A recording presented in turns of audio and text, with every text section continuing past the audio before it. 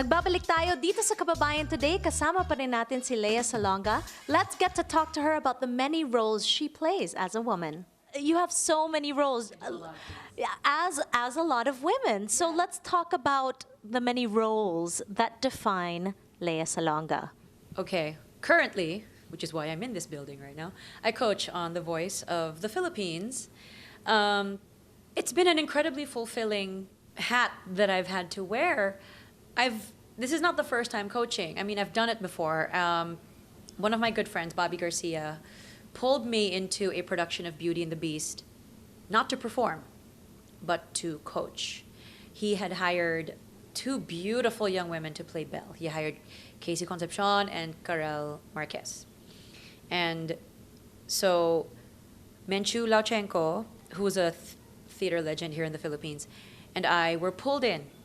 At first, we thought, the two of us, we carpooled on the way to rehearsal because we both live in the same area. And so, what are we going to do? And so, yeah, it's probably just going to be like we'll just talk to them, we'll see what it's going to be, give them advice. We thought it was going to be that simple. And then we watched a rehearsal. And then we were holding each other's hands. And we said, we're going to have to come back every day. We're going to have to come back tomorrow and the next day and the next day. So for about 2 or so weeks, all the way until opening night, we were beside Bobby so that he could focus on the rest of the show. Our task was only to take care of the girls, of the Belles. Everybody else was a theater professional, and we didn't really have to take care of anybody else. So we took lots and lots and lots of notes every single day. Casey and Karel would go home every single day with at least 3 pages of handwritten, single-spaced notes that they would have to work on, specific to the scenes that they were doing. And that was my first taste of coaching. And I fell in love with it. And I absolutely mentoring. I mean, that's exactly what it is. It's mentoring. It is, because it's not just about move 3 inches to the left. Please don't move when you're sitting on that bench. Don't cover this other person's face because it's a face. It's a tool. Don't.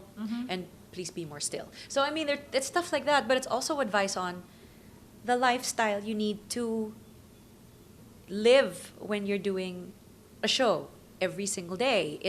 You can't be out drinking until the wee hours of the morning. You have to go home early. You need 8 hours of sleep. You need to hydrate. You need sleep. You need to eat properly. You need to be strong. You need all of these things. And if you panic, if on stage, well, just do the best you can and try to look calm, because chances are the audience will not know what's going on. And what I've discovered is that whenever somebody that I'm coaching is on stage, my stomach is so tied up in knots. And it's worse than if I'm actually performing. It's worse. It's far worse because I can't do anything. Should anything go wrong, wala akong magagawa, except sit on my hands and pray. It's all I can do. It's like I need to go puke now. This is awful. It's awful. Well, it seems like you speak from a very your training really comes from theater, which I have to say I've only dabbled a little bit in theater, but the discipline that you gain from that, it really sets you on that professional path, right? But what about the other aspects of Lea? How about film? You've done a couple of film. I've done a few. I did more film as a teenager, and only 2 as an adult. The 2 romances that I got to do with Agamulak. Do you miss it? For me, I find film more difficult because you're working in non-chronological order, and I tend to be very, here's point A and here's point B, and I need to get from one point to the next in a certain order. So filming out of order is something that I find very difficult, and so I need to, I think, train my brain and really commit to a script and whatever emotional states of being my character needs to be in, just so that I can make sense of it, where it's beyond just, oh yeah, I have to cry now. I need to know the whys of everything, and then I'll be able to emotionally map it. And I think I need time before an actual shoot would begin to figure out the chronology of things. And sometimes when we do film here in Manila, in the Philippines, sometimes you don't have a working script, and sometimes you're making stuff up as you go along, and you're improvising, and you know your writer is right there on set writing dialogue, and it's like it sometimes drives me nuts. Whereas in theater, everything's laid out. You've got your music, you've got the books, and you're done. So much of the work has been taken care of already before you even start, that when you do show up for your table read, you know what's happening. And through every rehearsal day, you're able to get deeper into where you need to be, and you're able to map out and write down, okay, this is what I need. And so when you actually perform it in front of a crowd, you feel ready enough to be in front of a crowd, but still with enough edge that there's a lot of spontaneity that still happens on stage. And that's what I have a hard time dealing with when I do film. So film is something that I don't do often, only because I'm not one of those people that I think that's made to do film. But because there seems to be a demand and a clamor to see me on film, then yeah. But I cannot in any way, shape, or form consider myself a film actress. That would be insulting to people like Nora Honor and Vilma Santos and Sharon Cuneta and Charito Solis and Hilda Coronel. Yeah, all these All these incredible women who have made it their bread and butter to appear on film, and people who have worked with Ishmael Bernal and Lino Broca and Peke Galiaga and all of these amazing directors. I dabble in film. I appear once in a while, and for some strange reason, people seem to enjoy still airing these movies on TV. I'm like, why? Why are you paying money to see me ugly cry? No, you know? So Lea, let me ask you, how has becoming a mom impacted you as an individual? Has helped your work?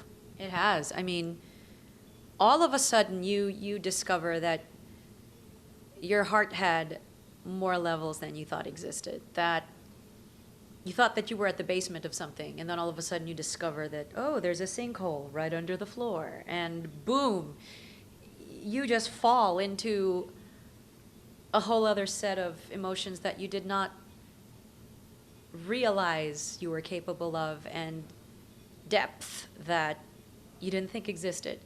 You realize you're more capable of love and generosity and patience. That's true. I understand that all too well. Yeah. So how would you describe Lea as a mother? I'm pretty strict. I'm nice in a lot of ways to my daughter, but there has to also be discipline, and there needs to be a firm hand. And both my husband and I exercise it. Mom, Dad, can I have? No, you have to earn it. Mom, Dad, can it? No, it's a school night. Mom, Dad, can I have my? No, it's already 8:30. You gotta go to bed. Okay. Okay. What about Lea as a wife? How is Lea as a wife? You'd have to ask my husband, but I think he's happy and he has no complaints. No, I mean, we started out together in 2001, so we've been together. It'll be 14 years in November, and we met in Los Angeles while I was doing a show. And the first couple of times that I met him, it was like, no, go away. No, nah, not interested. At the third time, it was like, okay, sure, I'll go out with you. And it was at the first date. After the first date, he took me home. And when I closed the door after he said goodbye, I was like, something special is going to happen.